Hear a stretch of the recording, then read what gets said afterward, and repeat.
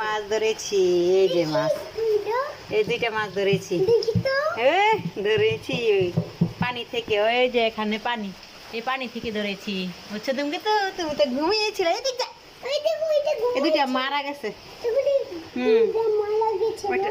গিয়া দেখি কি সে জানে কামড় দিছে ওই যে এখানে, বুঝছো? পানি দেন ইয়া উঠানে চলে আসছে তো ইয়াতে মনে কামড় দিছে, কোনো মুরগি টুরগি মনে আসছিল। আর এগুলো তো বড়, এগুলা কামড় দেয় নাই, ধরতে পারি না, অনেক কষ্ট হয়েছে ধরতে, বুঝছো? ঘুমিয়ে আছে না, দেখো ওরা খেলাধুলা করতেছে।